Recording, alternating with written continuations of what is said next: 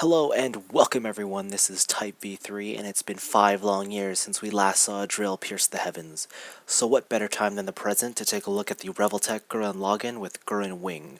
But before we go anywhere, let me inform you that even though this may be a new release, the figure inside is actually quite old. Originally released back in 2008, this was a highly sought out figure by all Gurren Lagann fans, mostly because there really wasn't much else in the posable figure department at the time.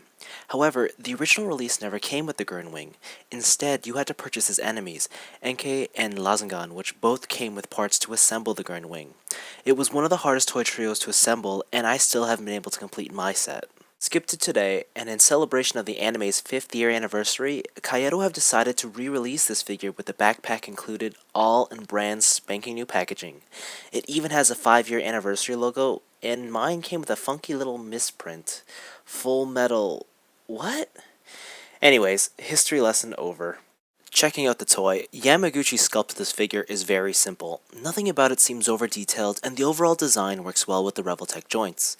The paint job is mostly done in a slight gloss, with only very specific areas given the metallic finish. His proportions and silhouette are by far my favorite aspects. Because no edge is truly straight, he doesn't have any squared off, chunky sections, and it really benefits his super robot look. Many other model kits fall prey to this chunky design, especially in the legs. Also, Revoltechs are known to have symmetrical flaws in their sculpts, which annoy me a lot, but this is one of the few figures in which I really don't mind. It just reminds you that he's not some sort of highly accurate and expensive project designed in a lab, but rather a robot made from the scraps of others. Now, being a Revoltech figure, it's obvious that this guy has a great amount of articulation. I mean, all the Revoltech joints in the places you'd expect, like his limbs, have his hips, his elbows, knees, whatnot. The interesting ones, though, are the head. The head's on a Revoltech joint, but even the neck is on this extra joint, which I don't even know if that's a Revoltech joint at all, so that's cool. The ab crunch can emulate the mouth talking. Even the skirts have little, smaller Revoltech joints in there to move, and even the front codpiece has one as well. The weird one is his fist. Let me just show you this for a second. It's attached on an angle, so the joint actually comes in like this, and that makes it really weird. It's never really straight, and it's always on this angle. It's to achieve, I think, even more stranger fist positions. I've never really understood it. It kind of bugs me in certain poses, but it's not really that big of a deal.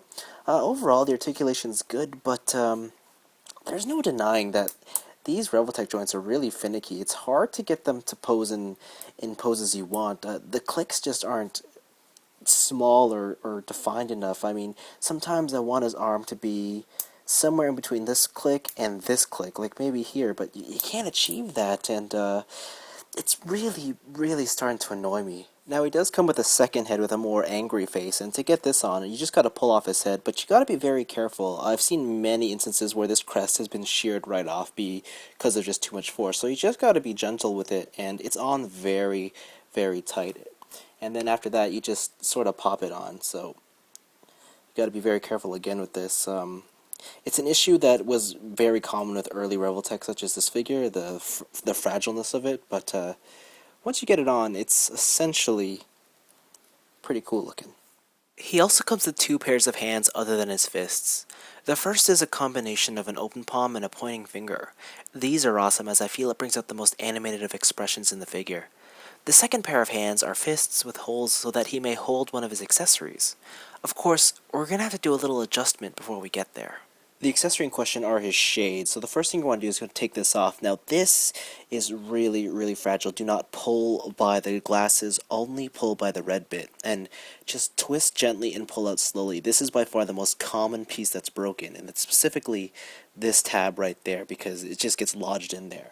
When you have that taken out, you can then place this in here. And again, this one's just as difficult as the glasses. And what's cool about this is that you can even tilt it in certain ways to sort of give emotion to the chest itself. And then if you open up his ab crunch and then twist it, yeah, he can definitely look cool. So I like this little touch. Now with the proper chest in place, we can finally give Gurren Lagann his giant boomerang shades. Oversized and ridiculous? Maybe, but then again, so is the fiction he's based on. Gurren Lagann also comes with this drill pendant, and while the thought of attaching it to a chain, then throwing it around your neck like a boss may seem tempting, its real use is to attach to either of the figure's arms and give us a drill weapon.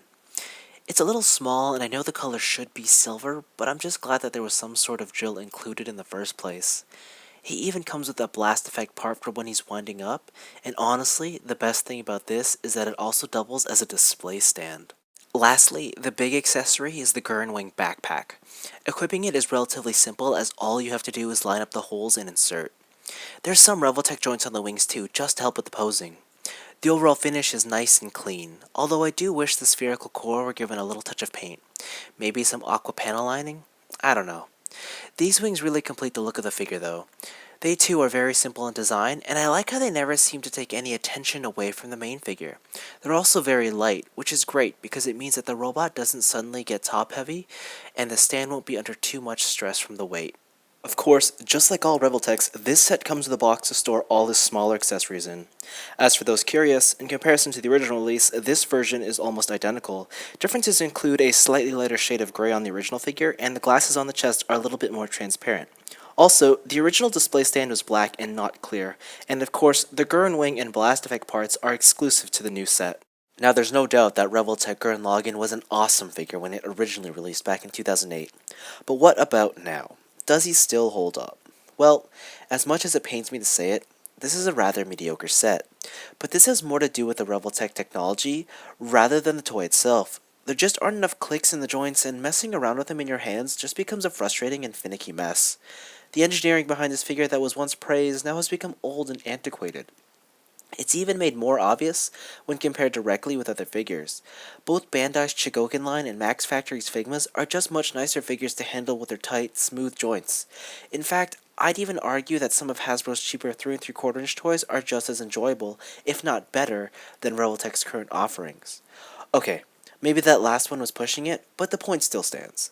Of course, there's the argument that he's just going to sit on a shelf and never be touched, but at that point, why not just get a much more accurate model kit or even a statue? Now, having said all that, I still love Revoltech Gurren Lagann, but I think this is due to the fact that Gurren Lagann is my all-time favorite anime, and this was one of the first figures that I purchased that wasn't a Transformer. If you're still interested though, then I think that if you can nab this figure for about $30, you'll be satisfied with your purchase. And if you're not familiar with the Revoltech series of toys at all, then you'll probably love this set even more. However, if you're looking for the definitive toy incarnation of this character, sadly, this isn't it. Instead, I suggest looking into Sentinel's Riobot Gurren Lagann if you're at all curious about what current toy engineering can be done for this guy. Anyways, this has been Type V3. Thanks for watching, and Gurren Lagann's 5th year anniversary celebration didn't just mean re-releases of old toys. In fact, there's a whole new series of plastic addiction in which we can pierce the heavens with.